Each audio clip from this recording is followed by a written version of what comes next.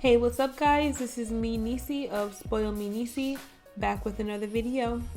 So today I would like to give a recap and my 2 cents on Married at First Sight season 12, episode 12, which premiered on Lifetime this past Wednesday.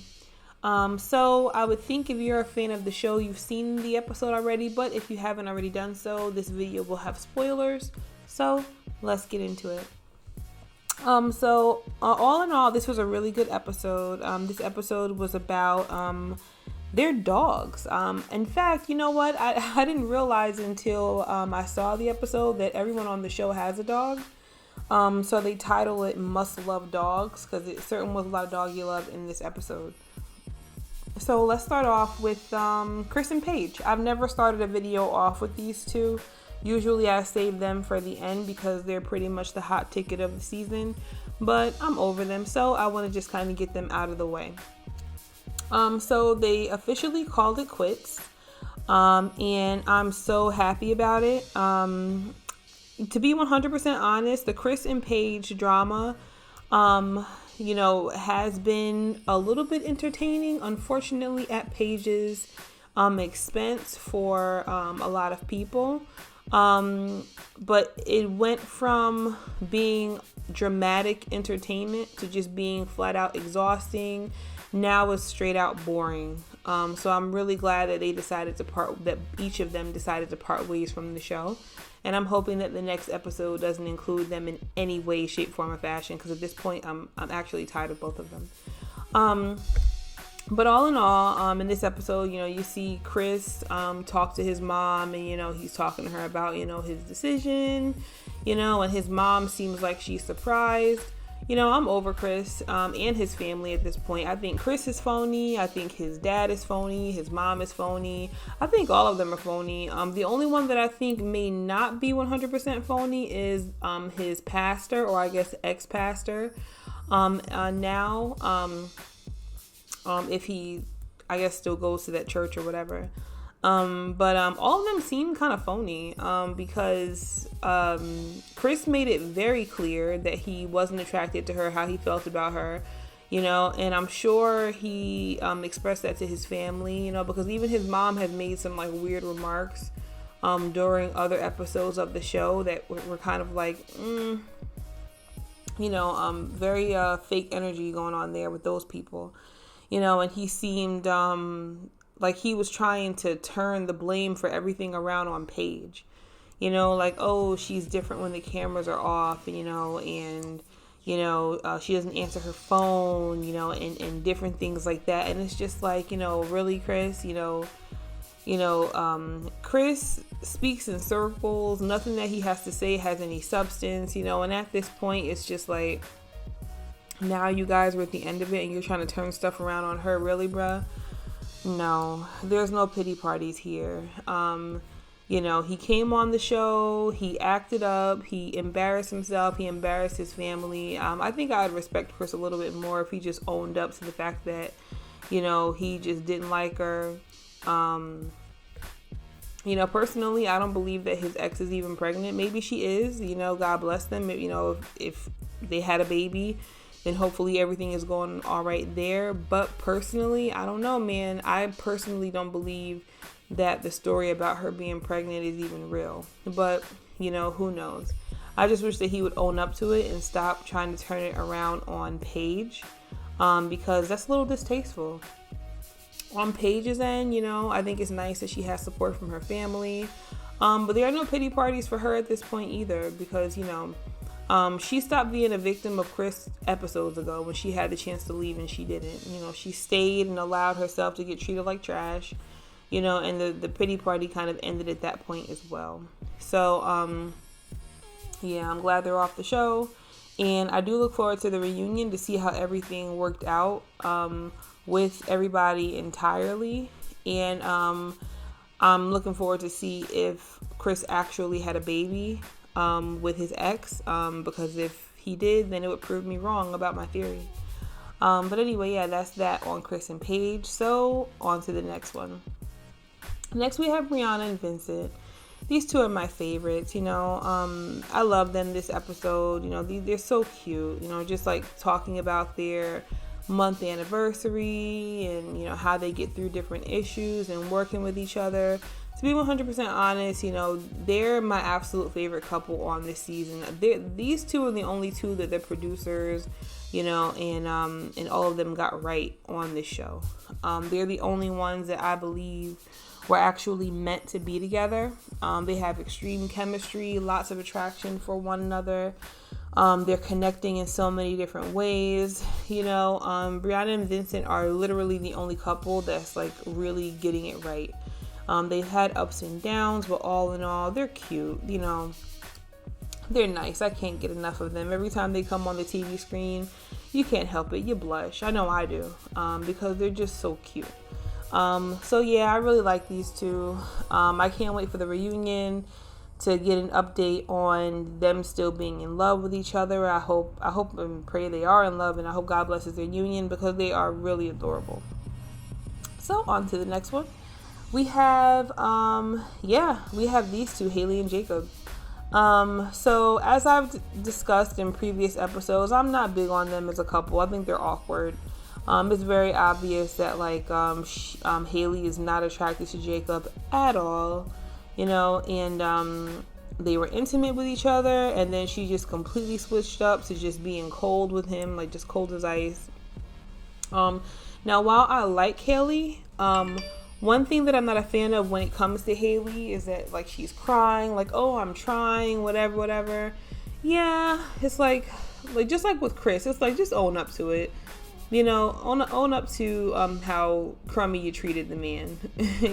She wasn't that great to him, wasn't that nice to him, and she made it very obvious that she did not like him at all. But one thing that I can say to give her credit in this episode is that you can kind of see that the more the show goes on, they're starting to connect. They're starting to make a connection, and I'm actually very hopeful.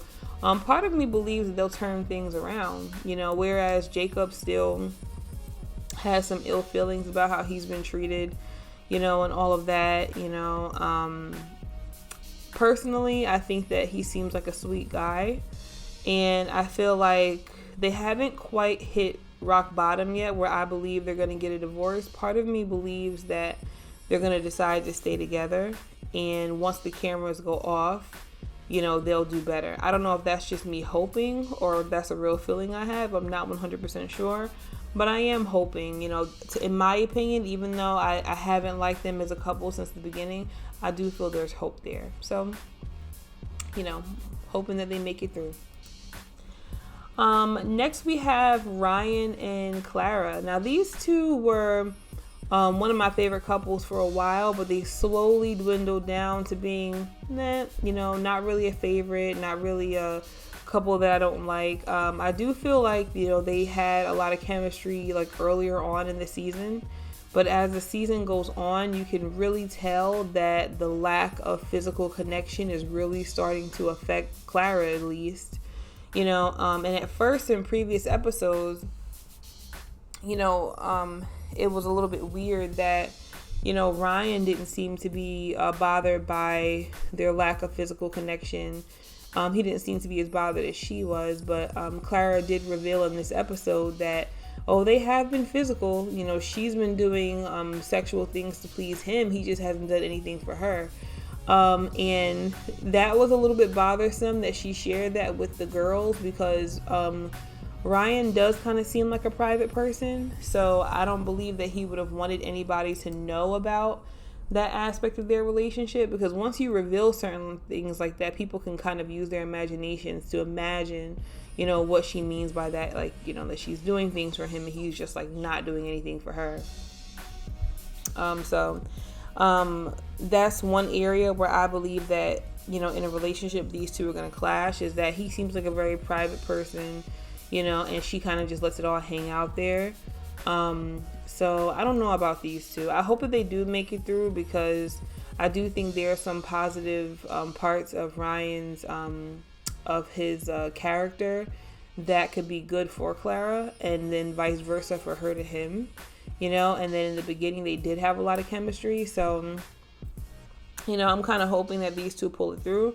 Another thing is he does seem a little bit more interested in her dog than her. Like, he's more concerned about how he is as a dog dad than what he is as a husband. So that needs to be turned around just a little bit, but I am hopeful for this couple. And then finally on to Virginia and Eric. I've said in many videos that these two are my favorite couple. I liked how Eric had Virginia's back and how they have fun together and they bring out the best in each other. But now my opinion has changed. Eric and Virginia are my least favorite couple, right along with Paige and Eric.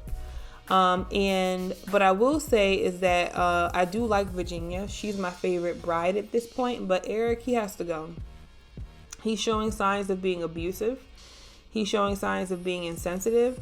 Now I did point out earlier in previous videos that I felt that he was controlling. I didn't like him telling her that she couldn't have male friends. Usually, I get it, how when a guy and a girl are friends, something could come of that sexually. But I personally feel like until a person gives you a reason not to trust them, you have to trust them. Their relationship just started. She hasn't given him any reason at this point she hasn't given him any reason to believe that she cannot be trusted around other males. So until she gives him a reason to believe that, then he's just doing too much. He had a problem with her having male friends. He had a problem with her going out with her girlfriends. Now he has a problem with her dog. It's almost as though he wants Virginia to be secluded from everyone and everything that she loves, and his idea of a wife is just someone that's just kind of there at his beck and call without anybody else around them, just there with him, waiting on him, and their life has to revolve around him. And that's not how marriage works. Virginia can certainly be a wife and be a good wife to him while having a dog that she cares about and loves, while having her friends, without having to throw everything away that she enjoys. It almost seems as though, Eric constantly brings up his ex-wife and his ex-marriage. And now I can't make assumptions about what happened in his previous marriage because he did not say. But if he treated his wife the way he treats Virginia at this point in the show, then I can kind of see why that didn't quite work out, because he smothers Virginia. And him and these ultimatums have to go. It's Eric's way or it's the highway. It's you do what I want you to do or I'm out the picture. And I think that certainly is a red flag. It seems pretty abusive. So I think at this point, I hope that Virginia runs. Virginia needs to run like her life depends on it. Virginia needs to pick up her dog and her vodka bottles, and she needs to run like hell, because personally, I don't see Eric getting any better. The cameras are still on, and that means that there's more truth behind him that hasn't even come to the surface yet. So imagine when the cameras go off. Personally, I wouldn't trust him around my dog. For him to be jealous of a damn dog, she really should not have him anywhere near her dog when she's not around. She needs to get cameras in her house, because his jealousy, the way that he wants her to himself, man, I don't know. Like him and that dog, his jealousy towards the dog is actually pretty sad. So yeah, these two, Virginia constantly goes back to him. She wants to please him. I get it. But I can see these two making it, but I don't see Virginia being happy. So I don't know. We'll see. I'm hopeful for them as well. And yeah, that's all for this video. If you haven't already done so, make sure you subscribe to this channel and hit the notification button so that you'll get notified when I make new videos. Make sure you like this video and share. I'll be making another video about the next episode of this show next week, God willing. But until next time, peace.